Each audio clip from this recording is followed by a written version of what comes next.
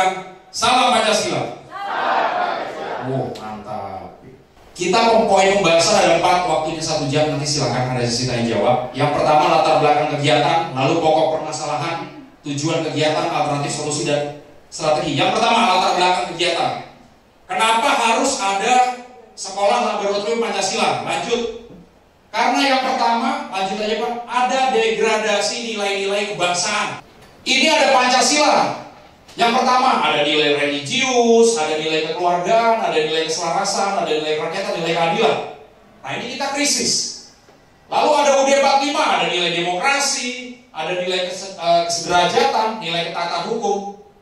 Lalu ada NKRI, ada nilai kesatuan wilayah, nilai persatuan, nilai kemandirian. Lalu ada Bhinneka Tunggal Ika, ada nilai kepedulian, toleransi, nilai keadilan, nilai gotong royong. Kalau bahas seperti ini, Bapak Ibu guru mau hatam, itu harus ikut pendidikan 8 hari di Lemhanas.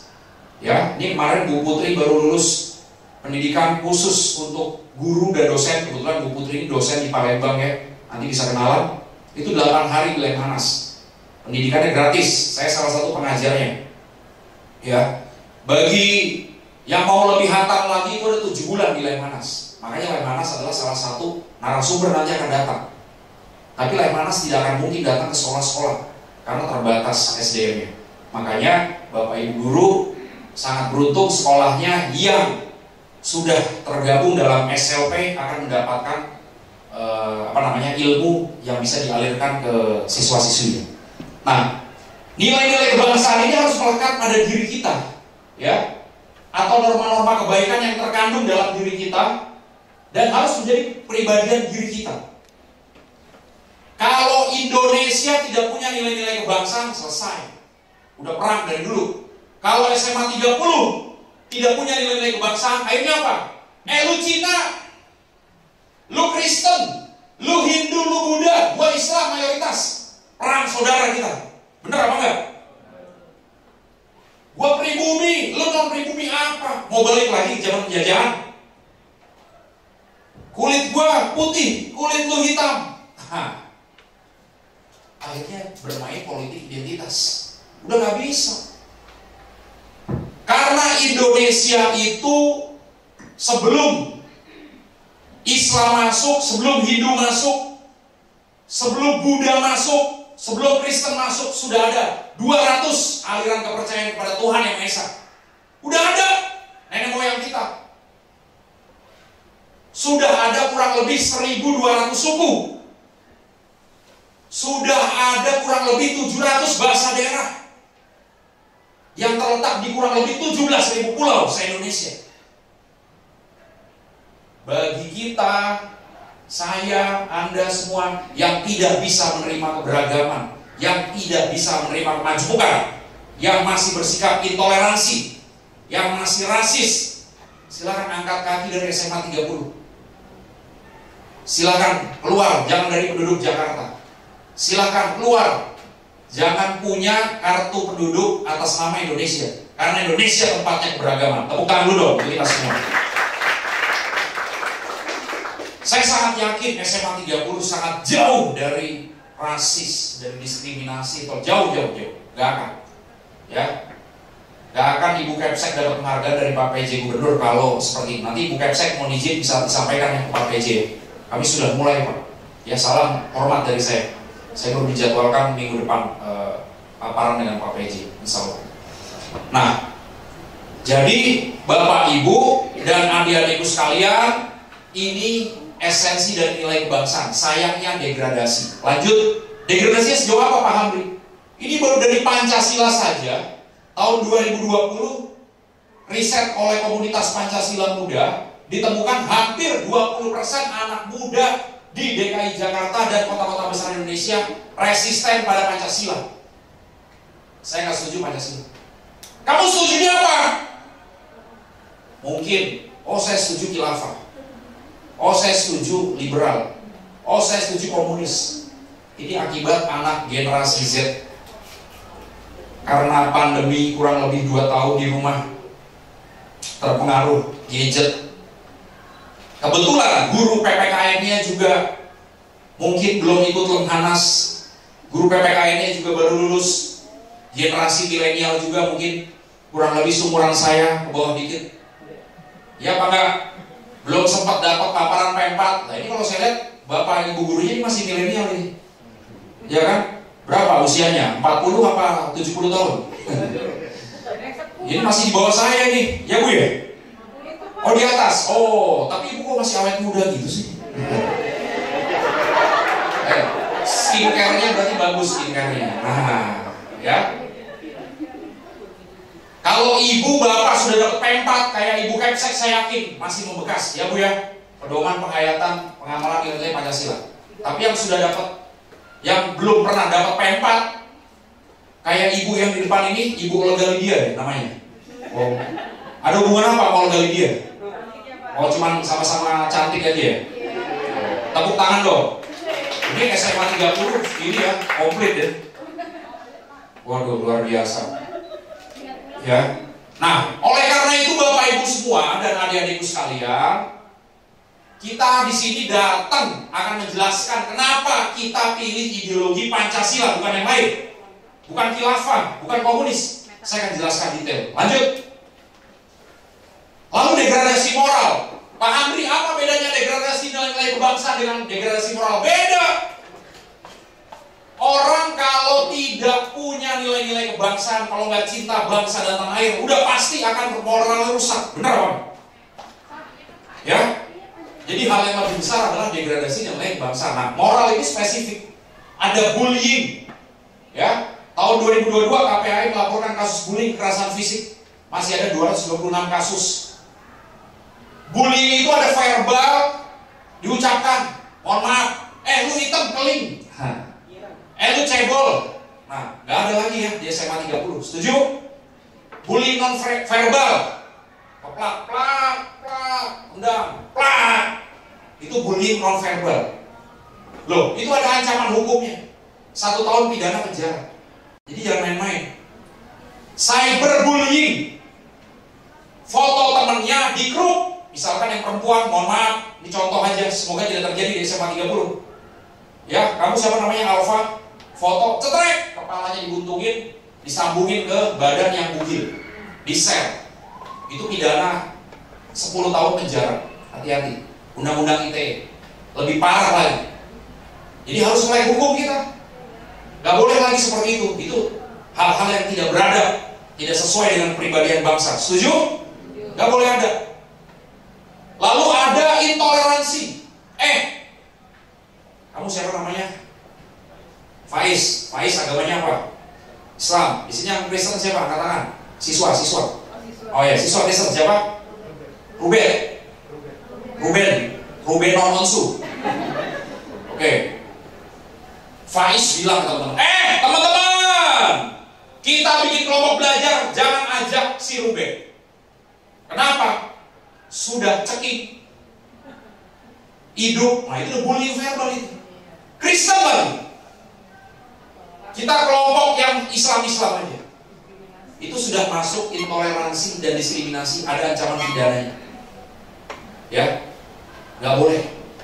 Perpecahan. Nanti saya kasih tahu kenapa kita nggak boleh diskriminasi. Ya, jelas ya. Pilihlah teman berdasarkan kompetensi, bukan berdasarkan identitas. Setuju? Tepuk tangan dulu dong, identitas.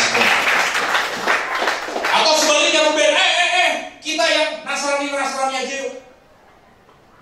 Lu kenapa udah selesai masih tepuk tangan? Pokoknya banyak yang lucu-lucu nih di SMA 30 ya. Makanya benar-benar laboratorium Pancasila. Udah selesai ngomong dia masih tepuk tangan. Saking terkesima ya. Ya luar biasa. Nah, ayo Kristen aja.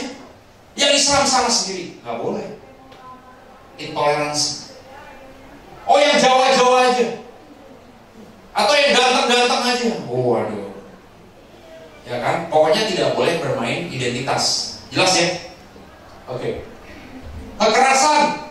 Ada kekerasan fisik, kekerasan seksual. Wah, kekerasan seksual lebih parah lagi. Ya, undang-undang perlindungan anak. Kalian adik-adik ini masih di umur 18 tahun bawah ya? Iya kan? Ini mohon maaf. Tahu kasusnya Mario Dandi sama AG di Jakarta Selatan, tahu kan? Mereka pacaran, Mario Dandi umur 20. Ini bukan tabu ya bicara seks ya. Kalian sudah harus tahu educational sex. AG usia 15, AG masih anak, seumuran kalian, ya kan, kelas 10. Mohon maaf, mereka berhubungan seksual di luar nikah 5 kali. Ya, 7, kalau lu tahu? Intipin kamu. Ya. Padahal hubungan seksnya suka sama suka. Tapi tahu nggak? Di kantor polisi akhirnya AG bikin laporan yang mempolisikan Mario Dandi karena ada undang-undang perlindungan anak. Walaupun kalian suka sama suka, tapi kalian masih di bawah umur, salah satu bisa melaporkan ke polisi dan terkena pidana 5 tahun penjara. Serem apa enggak? Contoh, misalkan Faiz sama temennya sama-sama di bawah 18 tahun. Pacar kamu katakan, kamu bablas. Tapi saya harap itu nggak akan terjadi ya. Itu sudah sejatuh-jatuhnya moral, jangan sampai terjadi. Orang tua kalian mimpi buruk kalau anaknya seperti itu. Ini saya cuma mencontohkan, dan kalian harus tahu, kalian tidak boleh tabu terhadap pendidikan seks dan hukum. Pacarnya suka sama suka nih.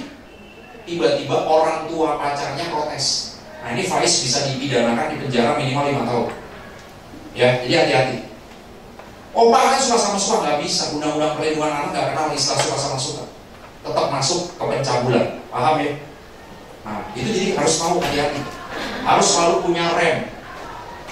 Yang membedakan manusia dengan makhluk yang lain, kita punya akal pikiran. Selalu mau bertindak dipikir. Bagaimana orang tua saya? Bagaimana pertanggungjawaban saya di akhirat? Emang meninggal harus tua dulu? Ya kan? Kapan aja bisa? Ya. Nah, bullying, penyalahgunaan narkoba, konsumsi miras, tawuran, udah deh. Ini praktek-praktek perbuatan anak-anak, mohon maaf, madesur. Tahu madesur? Masa depan suram. Jadi tidak usah diikuti. Kalian SMA 30 harus punya orientasi yang jauh berpikir ke depan. Sudah harus berpikir, saya harus jadi kebanggaan keluarga, saya harus masuk universitas favorit, saya harus punya profesi yang mulia. Setuju atau enggak?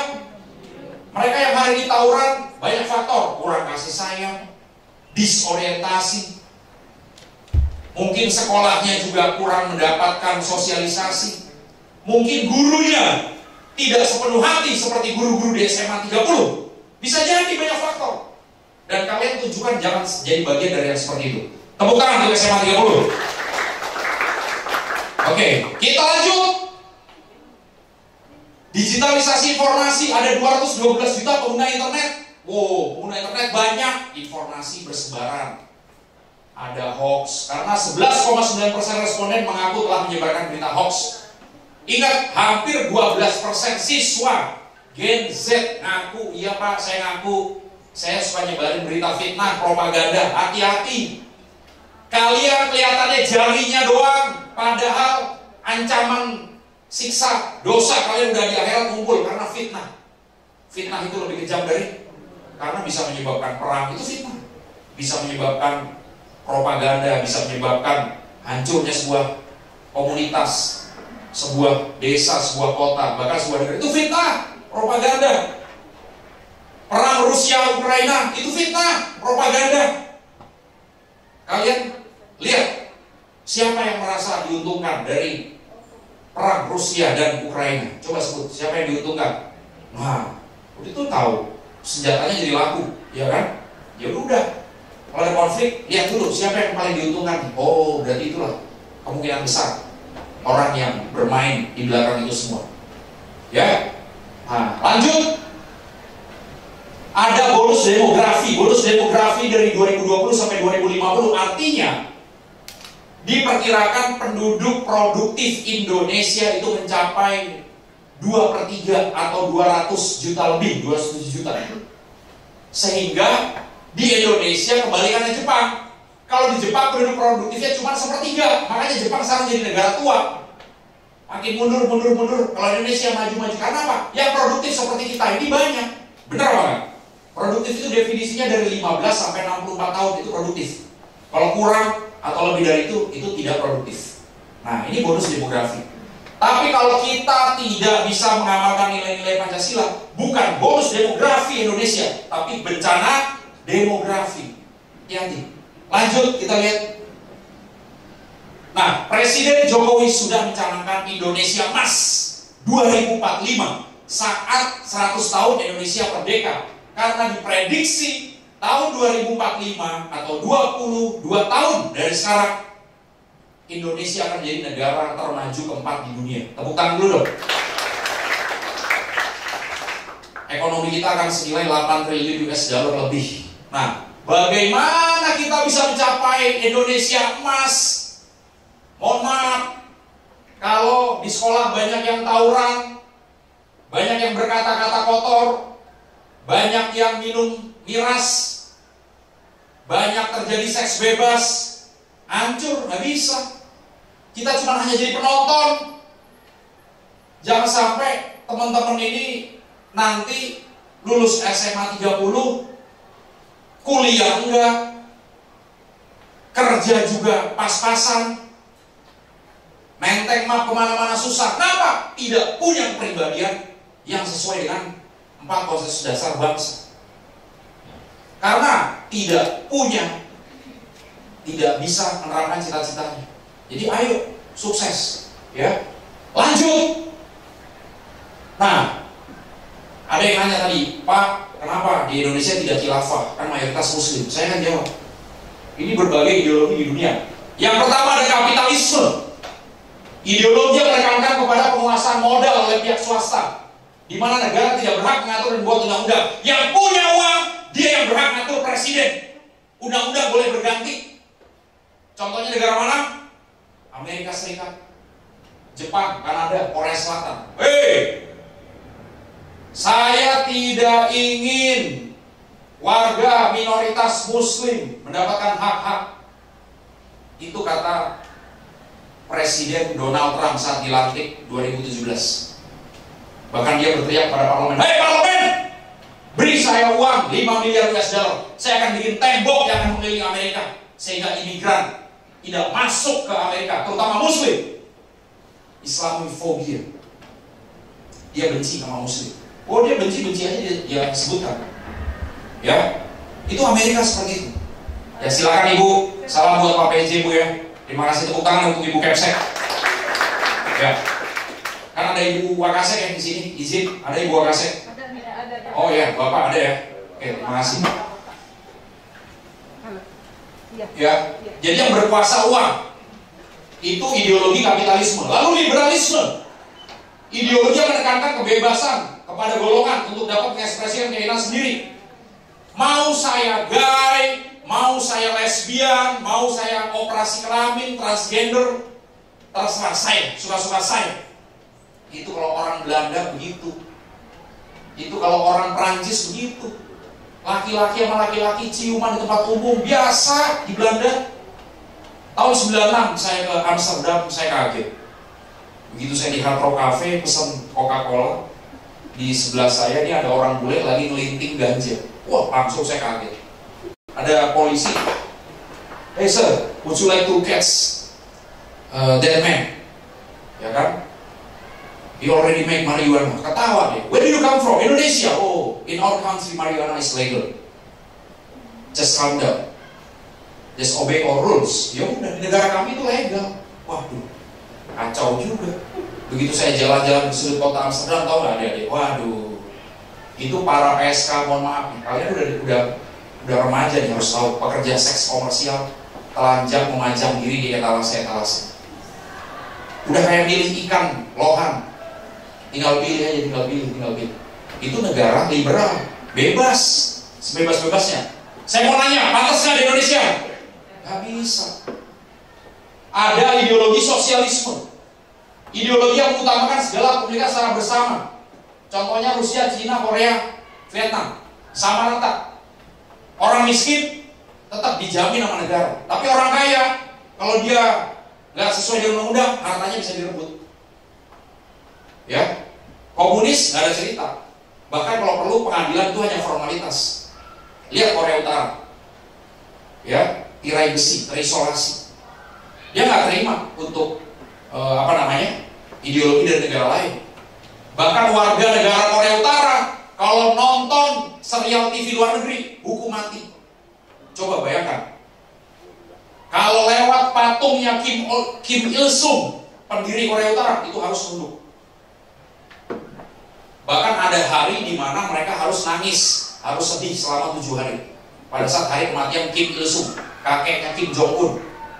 Ya, kalau melawan, tembak mati tanpa pengadilan. Saya mau tanya, cocok apa enggak di Indonesia? Gak mungkin. Ini komunis, lambangnya Palu Arit. Hati-hati kalau kalian nemuin lambang Palu Arit, jangan sekali-sekali dipakai. Ya, itu undang-undang subversif. Tahanannya lama gitu. Ya, jadi jangan gue gaya-gaya nih pakai Palu Arit, diciduk kalian nanti sama TNI. Gak boleh, itu udah musuh negara. Kita pernah sakit hati. Tanya deh sama ibu-ibu guru. Saya nggak mungkin jelasin detail. Tanya sama bapak ibu guru PPKN, bagaimana dulu kejinya PKI di Indonesia, benar apa enggak? Ya, cocok apa enggak di Indonesia? Yang keempat, nasionalisme. Ideologi yang menitik beratkan kepada kedaulatan negara sebagai hak yang mutlak dan tidak boleh diganggu. Irlandia, Italia. Kalau negara membutuhkan, kau perang sekarang juga. Kalau nggak mau, aku tembak mati, kata negara. Kalau negara membutuhkan, hartamu untuk negara. Irlandia seperti itu, Italia seperti itu. Saya mau nanya, cocok apa enggak? Nah, ada lagi khilafah, cuma udah nggak muat itu. Banyak ideologi. Saya mau tanya dulu, sebutkan satu saja negara yang mengusung ideologi khilafah dan hari ini eksis. Ayo sebutkan. Hari ini eksis, sejahtera, makmur, ada apa enggak? Ayo. Kan kalian anak-anak muda suka teriak tuh khilafah. Ada bendera hitam, tulisan Arab, nggak tahu kalian artinya apa, tapi main bentang-bentangin aja. Ayo, saya minta Bapak Ibu guru, sebutkan satu saja negara khilafah di muka bumi ini yang bisa hidup sejahtera, makmur rakyatnya. Sebut. Gak ada. Arab bukan khilafah, dia kerajaan. Mana? Mesir, dia bukan khilafah. Ya, republik. Sebutkan, ayo, negara mana yang khilafah? Brunei, dia kerajaan, bukan khilafah. Karena Islam tidak pernah mengatur bahwa negara itu harus khilafah. Dalam Islam itu tidak diatur jenis perundang-undangan. Ya, jangan disamakan dengan zaman Nabi dulu. Zaman Nabi dulu tidak ada pemilu. Karena zaman Nabi dia beliau pemegang kekuasaan langsung sekaligus, eksekutif, legislatif, yudikatif. Di kita nggak ada, nggak bisa. Negara Arab aja nggak bisa menerapkan khilafah, nggak bisa. Kalau khilafah itu berarti semua ormas Islam yang lain harus bubar. Satu, pemerintahan. Ya mana bisa? Kita begitu beragam. Islam ada NU, Muhammadiyah, LDI, Persis, dan lain sebagainya. Kristen juga ada Katolik, Protestan. Benar apa enggak? Gak ada. Sesuai gak khilafah dengan kepribadian bangsa? Gak ada, gak sesuai. Hari ini Irak yang sama-sama satu akidah Islam 100%, hanya sekitar 0,sekian% Nasrani Yazidi. Hari ini mereka hancur lebur, padahal sudah sama-sama Islam, kurang apa lagi? Hari ini Arab Saudi dan Yaman secara de jure mereka tidak ada masalah, tapi secara de facto mereka perang. Karena apa? Sama-sama Islam, yang satu Sunni, yang satu Syiah. Perang hari ini. Tiap 10 menit di Yaman ada satu anak meninggal. Ya, Irlandia Utara dan Inggris Raya sama-sama Kristen, tapi karena satu Katolik, satu Protestan. Hari ini perang saudara. 3.500 orang meninggal 100 tahun terakhir kasus bom mobil dan lain sebagainya. Yang salah bukan agamanya, tapi yang salah mereka tidak punya ideologi yang mempersatukan kemajukan seperti Pancasila. Tepuk tangan dulu dong untuk Pancasila. Oh iya, mereka nggak punya ideologi seperti kita. Ya, di India, umat Islam di India gigit jari, cuma 10%. Hindu di sana yang berkuasa. 2022 kemarin ada 300 minoritas Islam demo karena seorang anggota partai Hindu menghina Nabi Muhammad. Wajar dong demo. Ya kan, itu hak-haknya kan. Kan katanya negara demokrasi di dia. Tapi tahu nggak kalian, pulang dari demo 300 penduduk itu rumahnya sudah rata dengan tanah karena sudah dibuldoser dengan polisi dia. Tapi kalian tahu polisi dia yang kalau ngomong nehi balah katanya, itu cuma di film doang kayak gitu. Aslinya bulldozer rumah. Kenapa? Di India minoritas dilarang demonstrasi. Hanya mayoritas yang boleh. Jangan sekali-sekali katanya pakai jilbab di India bisa tenang. Harus pindah ke Pakistan. Makanya India Pakistan tuh dulu perang pisah. Ya, yang Muslim mendirikan negara Pakistan, yang Hindu India. Karena nggak bisa bersatu. Coba. Kita beruntung di Indonesia. Akhirnya adik-adik, pada 1 Juni 1945 lahirlah Pancasila. Saat itu Bung Karno pertama kali memproklamirkan Pancasila. Masyarakat pada gemeter. Oh, ini jadi dasar negara kita, ideologi negara kita. Ternyata saya dengan Islam dengan Nasrani saudara. Ternyata Hindu sama Buddha saudara. Wah, nangis bangsa Indonesia. Pantesan kita selama ini bodoh-bodohin terus sama penjajah. Selama ini saya selalu perang dengan saudara saya yang beda agama, beda warna kulit. Pancasila waktu itu masih mengenakan piagam Jakarta. Sila ke-1 bunyinya beda. Ketuhanan yang Maha Esa dan menjalankan syariat Islam bagi para pemeluknya. Nah, begitu 17 Agustus 1945 rapat ya, tim 9 rapat di meja dipimpin oleh Bung Karno. Karena Bung Karno yang didaulat sebagai pemimpin. Bung Karno, beli dari Bali, beli ini non Muslim, tapi harta benda beli sudah habis. Tolong diakomodir di sila pertama, jangan ada syariat Islam. Terus ada saudara kita yang Tionghoa. Saudara kita ini saya lupa namanya, pahlawan yang menyediakan rumah persembunyian di Rengas Dengklok. Sehingga Bung Karno di Rengas Dengklok turut merumuskan Pancasila.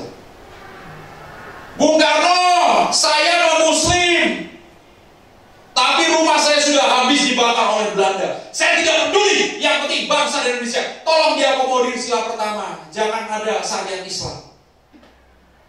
Terus saudara kita dari Ambon, Bung Karno, beta ini non Muslim. Gitu orang ngomong. Tolong beta, keluarga beta sudah habis, sudah meninggal, tapi beta tetap maju demi bangsa negara. Akhirnya ayahanda Presiden Gus Dur, Kiai Haji Wahid Hasyim. Sebentar, saya buka Al-Quran dulu. Ternyata dalam Al-Quran ini ada ayat tauhid, bahwa dengan mengesahkan kebesaran Allah Subhanahu wa Ta'ala itu adalah bentuk tauhid tertinggi dari umat Islam. Dan cukup sila pertama dengan ketuhanan yang Maha Esa sudah menjamin umat Islam beribadah sesuai dengan ajaran, umat Kristen beribadah sesuai dengan ajaran, dan umat yang lain setuju. Akhirnya diputuskan sila pertama ketuhanan yang Maha Esa.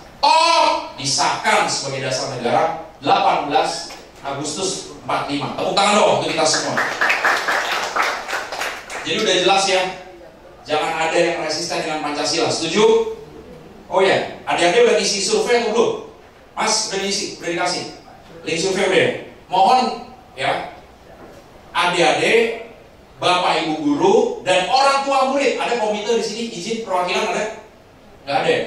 Belum hadir. Oke, nanti tolong dikasih tahu isi survei. Tidak perlu dia mendengarkan materi kami, tapi isi survei. Tolong bapak ibu Wakasek, link survei itu disebarkan ke tiap WA grup kelas. Dan minta orang tuanya mengisi survei, karena kelebihan SLP dibanding tidak ada SLP adalah kita bisa sediakan hasil survei karakter. Isi apa adanya, jangan dibikin bagus. Kalau dibikin bagus nanti malah gak relevan. Apa adanya dari hati kita. Setuju Bapak Ibu? Sampai kapan Pak batasnya? Kalau bisa besok sudah ngisi semua. Ribuan siswa, guru, dan orang tua siswa, paling lambat besok. Setuju adik-adik? Gak lama, paling lama 15 menit demi bangsa dan negara. Setuju ya? Tolong Bapak Ibu Wakasek dibantu, diingatkan, diworo-woro agar di kelas orang tuanya ngisi survei. Ya, ini pertama kalinya dalam sejarah, insya Allah 1000 sekolah akan ada survei karakter. Oke, kita lanjut. Ya, ini bisa scan di sini atau sudah dikirim ya sama Mas pendamping ya. Sudah dikirim oleh Ibu Kepsek, dikirim. Silakan kalau mau Mas dikasih lagi ke Pak Guru, kasih lagi biar disebarin ya, di save. Oke, kita lanjutkan. Oke, Oke, nah jadi fungsi Pancasila sebagai ideologi bangsa ada dimensi realitas. Artinya apa? Nilai-nilai dasar terkandung ideologi tersebut secara real berakar hidup dari dalam masyarakat. Pancasila itu nggak akan kita temuin di Malaysia, di Singapura, di Arab, di Irlandia, nggak ada. Ini orisinal milik bangsa Indonesia. Ya. Lalu dimensi fleksibilitas, punya keluasan. Kata siapa? Pancasila nggak adaptif dengan zaman, nggak ada. Cuman bedanya dulu ada P4 indoktrinasi. Kamu harus Pancasila, kalau nggak awas. Nah, sekarang nggak ada begitu. Sekarang kita dengan cara digitalisasi, dengan sekolah laboratorium Pancasila, nanti dengan P5, ya kan? Macem-macem, having fun, gitu. Ya, yang berubah cara sosialisasinya saja. Dan dimensi idealitas, ideologi tersebut memberikan harapan tentang masa depan yang lebih baik. Ya. Sejak 2017 saya ngajar di Lemhanas, yang ngajar tentang 4 konsensus dasar bangsa. Dan saya melihat, banyak sekali perubahan yang luar biasa dari para alumni Lemhanas ini, baik dalam pencapaian karirnya, pencapaian kehidupannya. Karena setelah memahami Pancasila, tentunya bisa praktek-praktek kebaikan sesuai dengan nilai Pancasila. Ya, lanjut kita lihat. Nah, kurikulum Merdeka Belajar juga latar belakangnya. Pak, Merdeka Belajar tidak semua sekolah bisa menerapkan, dan tidak semua sekolah seperti SMA 30 bisa menerapkan P5. Setuju. Makanya kita bikin program SLP agar setiap sekolah, terutama tahun ini pilot project dulu nih, kurang lebih 1000 sekolah bisa menerapkan SLP. Tahun depan yang lainnya gabung. Setuju ya? Oke, tepuk tangan dong untuk SMA 30. Dengan adanya SLP, maka kurikulum Merdeka Belajar dijamin bisa terimplementasikan dengan baik, dengan seragam. Ya, lanjut. Nah, ini ada 6 dimensi profil pelajar Pancasila. Ada yang udah terapkan belum di SMA 30? Sudah ya? Berarti saya tidak perlu menjelaskan detail. Nanti di Juknis bisa. Ya, lanjut. Nah, yang jadi permasalahan kita ini perlu suatu konsep atau model yang tersistem untuk meningkatkan nilai-nilai kebangsaan pada siswa, serta memudahkan implementasi pendidikan karakter P5, proyek penguatan profil Pancasila untuk berpikir Indonesia Emas. Siapa dong Pak? Masa SMA 30 harus undang narasumber terus tiap bulan, harus hadir penataran terus, biayanya mahal, terus kami harus belajar sendiri. Nah, model ini yang disebut SLP. Lanjut. Solusi dari pokok permasalahan ini untuk 4 hal, ya. Yang pertama, untuk memudahkan upaya peningkatan nilai kebangsaan. Dengan SLP ini bisa. Kalau kalian nggak ikut SLP, saya nggak bisa hadir di sini. Bener apa enggak? Jadi adik-adik nggak tahu apa bedanya Pancasila dengan komunis, dengan khilafah. Ya. Yang kedua, untuk memudahkan implementasi kurikulum Merdeka Belajar. Pak Hamri, kamu udah jalan, bagus. Berarti sekolah SMA 30 bisa jadi contoh. Bener apa enggak? Kalau sekarang SMA 30 ngerjain ini, SMA lain nggak tahu apa, SMA 13 nggak tahu apa, nggak bisa saling membandingkan. Dengan begini semua transparan kelihatan. Oh, dia seperti itu, ayo kita bikin lebih bagus lagi. Oh, dia begitu, ayo kita bikin. Karena nanti semua akan terpublish. Ya. Untuk memudahkan dalam implementasi pembentukan profil pelajar Pancasila dan untuk dapat mengetahui tingkat pencapaian. Sekarang sudah jalan. P5 sudah jalan di SMA 30, tapi saya nanya dulu, mohon izin, ada hasil asesmen P5 udah ada? Yang kedua, ada hasil survei karakter di SMA 30? Yang ketiga, siapa kolaborator? Gak ada, ya kami-kami aja Pak. Sudah jalan bagus, sekarang kita bikin lebih bagus dengan SLP. Tepuk tangan dulu dong untuk kita semua. Ya, oke, lanjut. Alternatif, solusi, dan strategi. Lanjut. Jadi SLP singkat kata, singkat cerita apa Pak Hamri? Suatu model yang memudahkan upaya peningkatan nilai kebangsaan pada siswa dan implementasi P5 dengan pendekatan pentahelix. Apa sih Pak Hamri? Pentahelix. Pentahelix itu SMA 30 nggak kerja sendiri, tapi melibatkan lintas pemerintah. Yang kedua, melibatkan swasta. Yang ketiga, melibatkan akademisi seperti kami nih, Motivasi Indonesia, swasta dan akademisi. Nanti ada pihak BUMD juga, insya Allah Bank DKI. Kemungkinan Astra, swasta juga mau join, coba. Yang keempat, melibatkan media, nanti akan ada publisitas secara rutin. Tunggu 1 Juni setelah diresmikan oleh Pak PJ Gubernur. Yang kelima, melibatkan masyarakat sekitar SMA 30 dan orang tua yang tergolong masyarakat, orang tua kita itu harus bisa merasakan. Itu namanya pentahelix. Benar apa enggak Bapak Ibu? Sekarang kan kita bikin P5 ya bikin aja sesuai dengan keinginan kita. Tapi mereka semua bisa terlibat apa enggak? Enggak bisa. Orang konsepnya kita belum ada. Benar apa enggak? Nah, itulah yang membedakan SLP. Jadi SLP ini bukan rivalnya P5. Justru dengan adanya SLP, P5 bisa lebih lancar. Benar apa enggak? Jangan ada yang nanya, apa bedanya SLP sama P5? Loh, SLP ini suatu model untuk mensukseskan P5. Di Jawa Barat belum ada SLP. Terserah dia mau pakai model apa lain. Yang lain silakan. Di DKI pilih SLP. Begitu ya Bapak Ibu? Oke, udah jelas. SLP udah jelas ya. Oke, lanjut. Mas pendamping, waktu saya berapa menit lagi? Tolong diingatkan. Oke. Nah, ini adik-adik Satgas nih, namanya tim junior. Harus bentuk Satgas. Satgas itu tim pengawasnya dari Sudin, ya. Lalu ada ketua Satgasnya siapa? Ibu Kepsek. Nah, di bawahnya ada wakil kepala sekolah bidang kurikulum. Izin, ada Bapak Ibu bidang kurikulum? Bapak Ibu siapa namanya? Ibu Kelly. Ada Ibu Kelly? Mohon izin. Oh, tadi ada. Ya. Oke, Ibu Kelly ini membawahi tim senior. Tim senior ini ada guru agama. Izin guru agama? Ya, Pak siapa Pak? Pak Abdul Rahman. Ibu Nia. Guru agama Pak Abdul Rahman dan Bu Nia sebagai koordinator penanggulangan intoleransi. Kalau ada siswa ngadu, Bapak Ibu harus bisa menangani pengaduan. Formnya sudah ada di sini, nanti di juknis kami kasih. Jelas ya?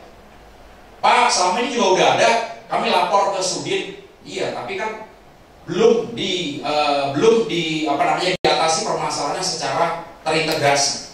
Sekarang lebih terintegrasi. Lalu tim senior ini ada juga guru seni dan budaya dan PPKN. Mohon izin, guru seni dan budaya. Satu Ibu sendiri. Ada 2 tapi ada cuti. Oleh cuti. Ibu siapa namanya? Ibu Tarisa. Ibu Clarissa. Oke, Ibu Clarissa satu lagi. Guru PPKN, izin. Pak siapa? Edwin. Pak Edwin. Ini Ibu?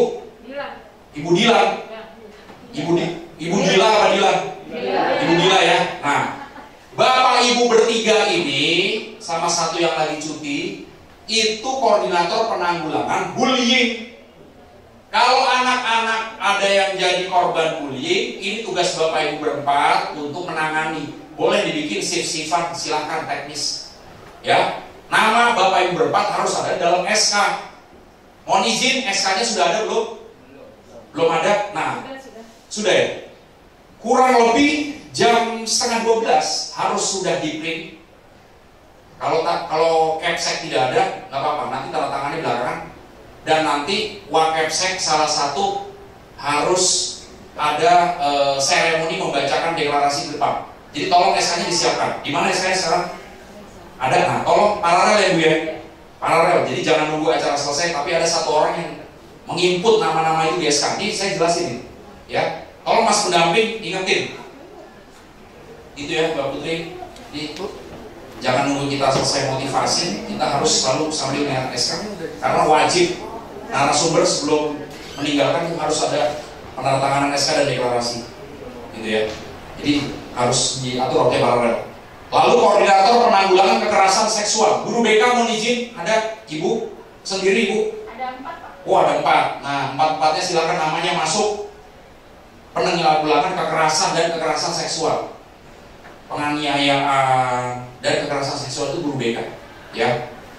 Nah ada tim independen. Tolong dipilih 4 orang komite. 1 ketua komite masuk namanya. 1 perwakilan angkatan kelas 10, kelas 11, kelas 12. Pak, kelas 12 sudah lulus. Ya udah, nggak usah kelas 12 orang tuanya. Kelas 10 sama kelas 11 saja. Pak, bagaimana? Nanti 2 bulan lagi kan ada siswa baru ya, Bapak Ibu. Nah, pilihlah direvisi SK itu boleh. Boleh revisi. Orang bukan hukum Tuhan kok, ya kan, buatan manusia boleh direvisi. Gitu ya. Nah, itu nggak masalah, nggak usah. Pak, apakah nanti aja kami bikin SK-nya? Jangan, kalau nanti baru nanti. Ya, harus sekarang. Lalu ada wakil 2, kepala sekolah bidang kesiswaan. Mohon izin, angkat tangan. Wakasek kesiswaan ada? Nah, kalau bisa ikut di sini karena nanti nggak bisa jalanin SLP nih kalau wakasek nggak ada sama sekali. Siapa yang mau jalanin SLP? Karena ini wakilnya. Kan Kepsek udah nggak ada soalnya, ya kan? Nah, staffnya mana? Staf kesiswaan. Ya kalau bisa wakaseknya. Ya, ada wakaseknya juga, salah satu aja wakasek. Ya. Oke. Ya Bu, terima kasih Bu. Nah, wakasek kesiswaan ini memimpin tim junior. Tim junior apa? Ini adik-adik. Satu rombel, satu siswa. Satu siswa, satu kelas, satu rombel. Pak, bagaimana kalau OSIS mau terlibat? Silakan OSIS yang ada di rombel saja di kelas. Jangan, mohon izin, kita ada berapa rombel ini? Ada 16 untuk kelas 10 sama 11. Kelas 12 ya, sudah berarti 16 orang aja dulu. Ya, sudah ya. dibuat. Adapun 16 orang itu juga merangkap pengurus OSIS, silakan. Gak masalah. Tapi kalau 16 rombel plus OSIS ada 20, waduh, kebanyakan bingung kerjanya gimana? Saling tunjuk, saling lempar. Saya kan pernah jadi SMA seperti kalian, ya kan? Nah, udah hafal deh. Kalau anak muda tuh kebanyakan akhirnya ngumpul, ya. Nah, ada pertanyaan, Pak, apa untungnya kami jadi anggota Satgas Junior? Ini anak-anak masih kemarin sore belum udah mikirin untung aja loh, ya kan? Mengabdi dulu ke bangsa, jangan mikirin untung. Tapi insya Allah Disdik sudah setuju bagi anggota junior nih, teman-teman putih abu-abu yang rutin bikin laporan singkat tiap bulan, rutin foto dokumentasi, aktif sebagai duta Pancasila. Ini kalian duta Pancasila, ya, bisa praktek nilai-nilai kebaikan. Insya Allah 3 nilai kalian agama, PPKN, seni budaya dijamin sudah bagus. Tepuk tangan dulu dong. Ya, Pak Guru Agama setuju kan? Ini agama benar-benar dalam tindakan. Pak Guru PPKN, Bu Guru PPKN setuju? Pancasila dalam tindakan. Berarti bukan hanya hafal secara kognitif, tapi juga bisa menjadi penggerak untuk kelasnya masing-masing. Ya, Ibu Guru Kesenian, mohon izin setuju? Oh ya BK, mana kesenian? Bu setuju? Suruh aja mereka tarik ondel-ondel. Oh harus bisa, enak aja nggak bisa. Ya, tari Padang, ayo yang dari Padang harus bisa. Tari tortor, ya, di YouTube ada, belajar. Jadi adik-adik harus jadi praktek teman-temannya di kelas, contoh. Setuju ya? Pak, apalagi konsekuensi jadi anggota tim junior? 1, bicara tidak boleh kotor dan kasar. Setuju atau enggak? Ya. Mohon maaf nih. Bagi kalian yang masih bicara kotor dan kasar, sungguh kalian tidak ada harganya sama sekali. Karena apa? Sangat banyak orang-orang yang seperti itu. Keluar 10 meter dari SMA 30 di jalan anak-anak kayak gitu. Omongannya kebun binatang. Benar apa enggak? Itu anak sekolah. Bukan anak SMA 30. Pak, susah udah jadi kebiasaan. Gak bisa. Kalian harus contohin ke teman-temannya. Sebelum teman-temannya bisa, kalian contohin dulu. Setuju atau enggak? Jangan sampai kalian dinilai murahan. Jangan sampai kalian ini diremehkan sama orang. Karena apa? Kata-kata kalian kotor. Orang baru dengar kata-kata kalian kotor, kata-kata kebun binatang, orang nggak lihat kalian, udah nggak peduli mau pintarnya kayak apa, mau kamu anaknya orang kaya, mau kamu orang nggak peduli. Saya begitu, saya kalau ilfil melihat anak-anak kotor, ngomong kotor, udah nggak akan saya gubris. Terlalu banyak, hanya akan jadi sampah masyarakat. Setuju? Ya, saya juga paham lah, ya. Di sini banyak dari latar belakang yang berbeda-beda, ya. Tapi bukan berarti teman-teman kita dengan golongan ekonomi tertentu identik. Saya nggak setuju seperti itu, ya. Oh, penerima KJP biasanya dari latar belakang keluarga yang sering ngomong, enggak lah, nggak usah kayak gitu. Dikasih tahu aja di edukasi. Setuju ya? Di edukasi. Dulu kan SMA 30 belum jadi sekolah laboratorium Pancasila. Sekarang udah jadi sekolah laboratorium Pancasila. Omonganmu dijaga. Kamu harus jadi contoh. Nasihatin gitu dong di Satgas Junior, gitu ya. Ya dengan cara kalian. Kalau saya kan motivator, jadi saya mencontohkan dengan penuh semangat. Kalau kalian dengan cara yang enak, coy, ini jangan ngomong gitu lagi ya. Nggak enak didengar, masa depan lu suram nanti. Karena kata-kata negatif itu akan menarik aura negatif di sekelilingnya. Jadi kalau ada orang yang mohon maaf ya, yang selalu mengeluh, datang ke sekolah mengeluh, tidak bersyukur nikmat Allah Subhanahu wa Ta'ala Tuhan yang Maha Kuasa, selalu ngomongin teman, itu biasanya pencapaiannya begitu aja. Dan ini mohon maaf Bapak Ibu guru harus bisa menjadi contoh juga. Siswa saja dilarang keras bicara kata-kata kotor, kata-kata jorok, kata-kata kasar, apalagi Bapak Ibu guru. Wajib, nggak bisa enggak. Karena Bapak Ibu guru sudah memilih ada di dalam profesi yang sungguh mulia sebagai pengajar generasi muda. Bapak Ibu guru adalah potret ideal dari siswa-siswanya. Tepuk tangan dong untuk SMA 30. Gak ada. Kalau sudah SLP, SMA 30 harus bebas dari kata-kata kotor, jorok, kasar. Apalagi perbuatan. Kata-kata aja nggak boleh. Sorry, di luar sana nggak ada di SMA 30. Setuju semua ya? Setuju ya? Ini arti esensi Pancasila, kita praktekkan sederhana dulu deh, gak usah neko-neko. Ya, apalagi adik-adik ada yang penerima KJP ketahuan merokok, itu langsung dicabut sama Pak PJ Gubernur KJP. Serius nih, ya, itu udah ada aturan. Gak usah miras, merokok aja kalian merokok, lihat ketahuan, itu langsung dicabut. Ya, Bapak Ibu guru sudah tahu aturannya? Kenapa? Rokok itu pintu gerbang menuju yang lain.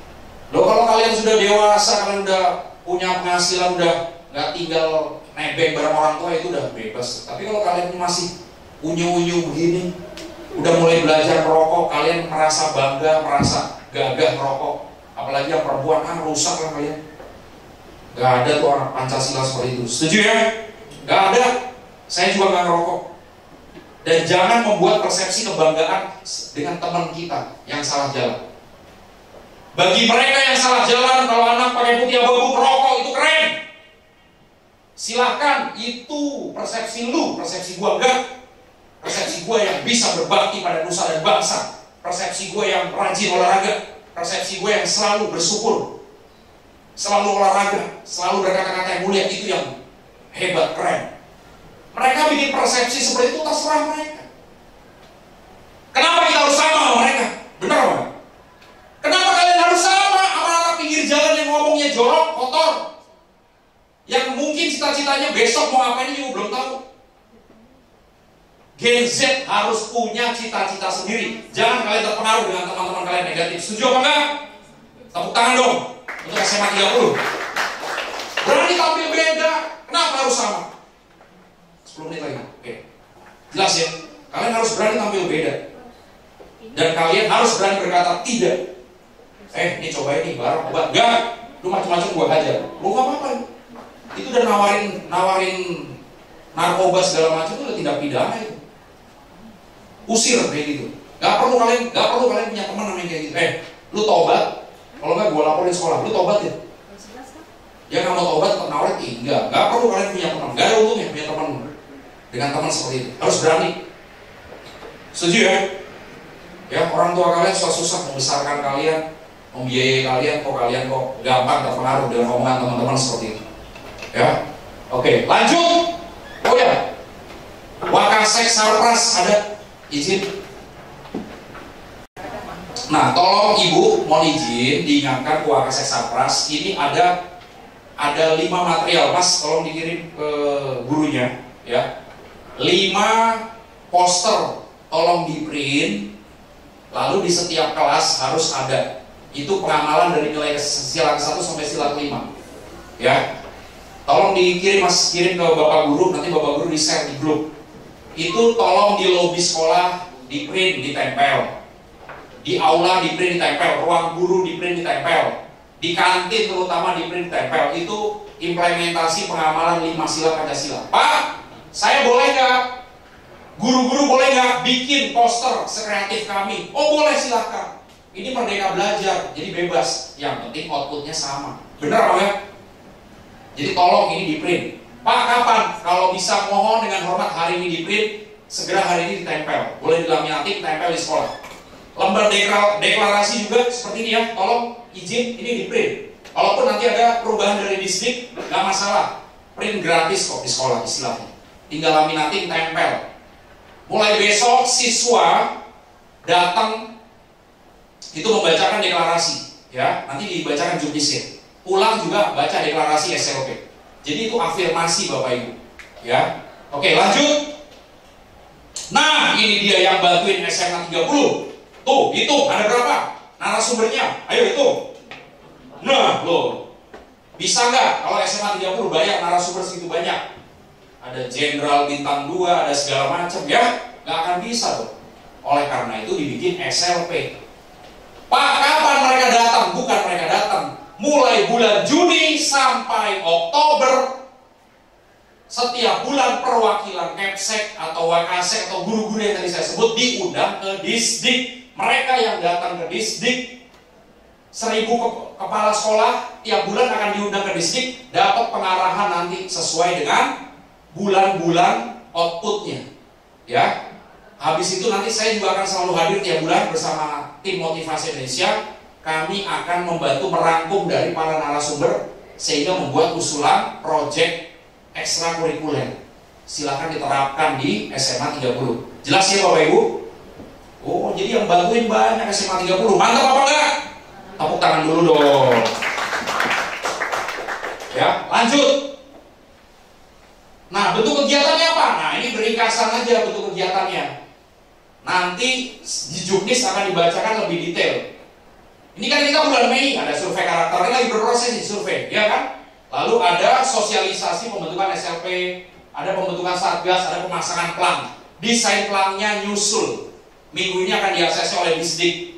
Tolong Bapak Ibu sediakan plan, gak usah mahal-mahal. Pak, boleh nggak plan yang sudah ada? Boleh.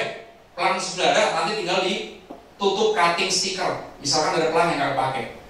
Pak, sementara boleh nggak dari spanduk? Karena kami belum ada anggaran bikin plan. Boleh. Spanduk 50 ribuan, 70 ribuan pasang di depan, ya. Sabar, desainnya sedang di-ACC dari Disdik. Oke.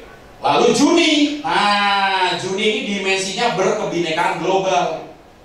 Nanti narasumbernya siapa? Ada dari Kemendagri, dari BPIP, dari BNPT, dari Kesbangpol, dari Disbud, dari MI. MI itu kami, Motivasi Indonesia, ya. Nah, di situ kemungkinan Kepsek diundang 1000 orang. Lalu apa? Disiapkan program kurikulum berdasarkan proyek, ya kan, proyek penguatan profil Pancasila. Nah, nanti silakan bisa dibahas. Kita bikin proyek ini yuk, kita bikin proyek ini yuk. Jadi P5 bisa berhasil kalau siswa-siswa yang bikin proyek, bukan guru yang bikin proyek. Jelas ya, Bapak Ibu? Dan itu di luar intrakurikuler. Jadi Pancasila harus diterapkan di luar kelas dan proyeknya itu harus bisa bermanfaat untuk masyarakat. Jelas, adik-adik? Ya. Jadi kalian nanti rutin bikin, Pak, kemarin kita juga udah bikin proyek, ya nggak apa-apa, berarti udah lebih siap.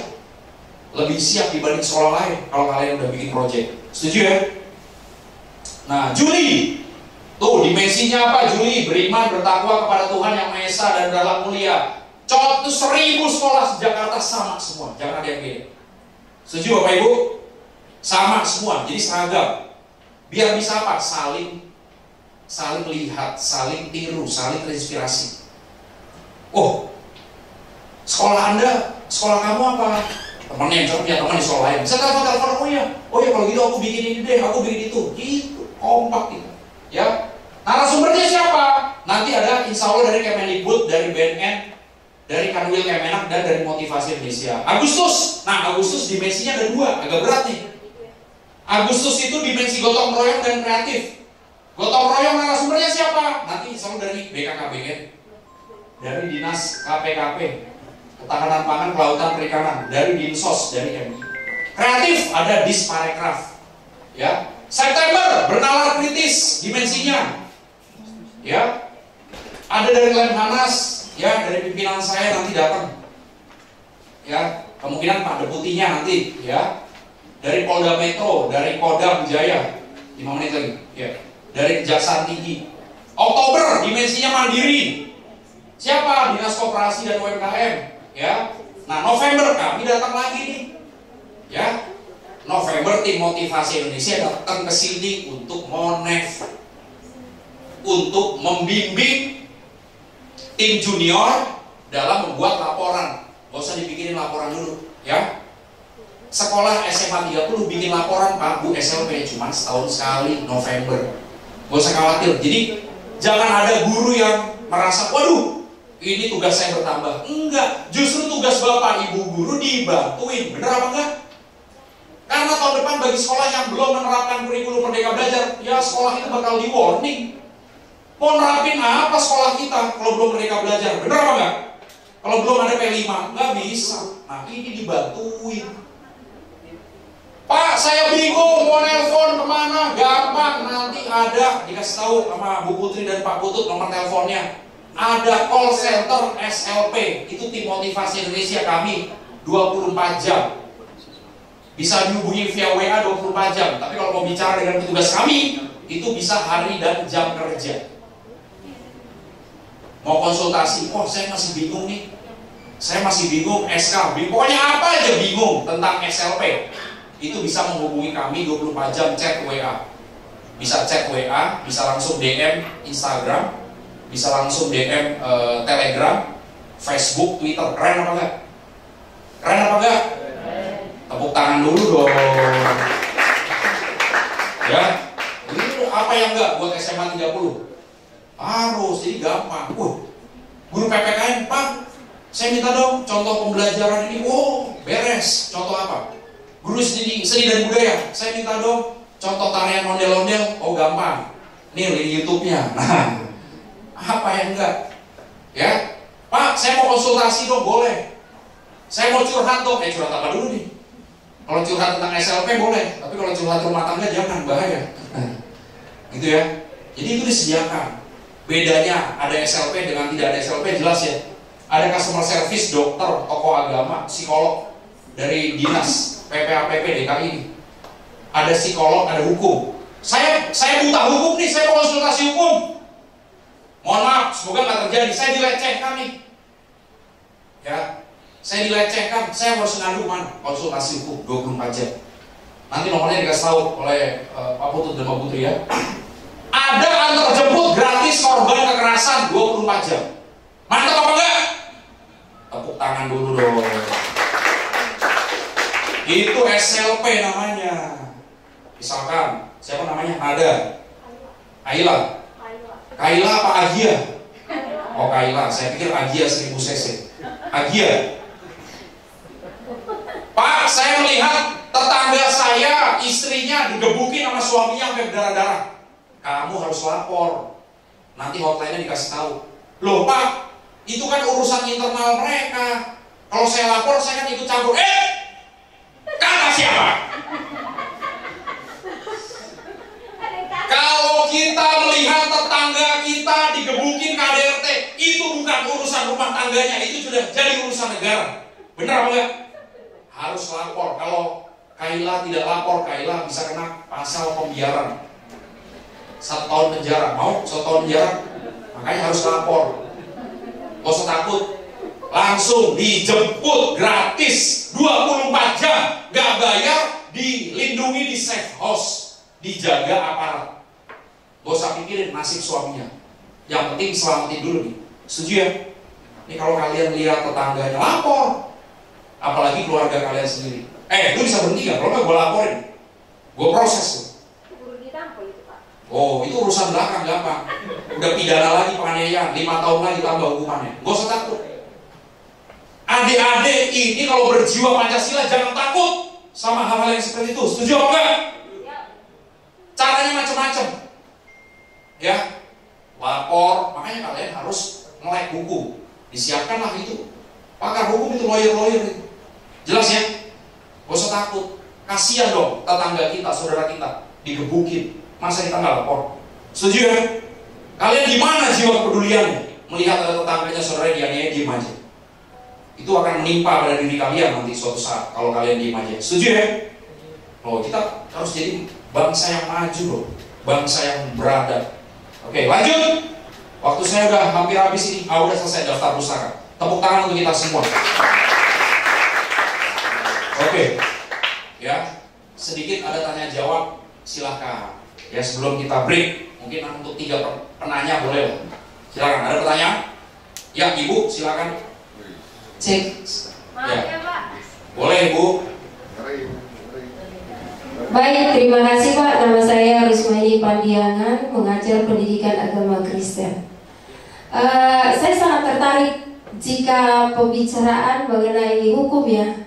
Saya sangat, apalagi juga menyangkut Pancasila. Saya ketika mengajar agama, kadang-kadang murid bilang, Bu, Ibu guru agama apa guru PKN? Katanya. Saya bilang agama itu harus bersinggungan dengan PKN. Kalau kamu menjadi orang yang beragama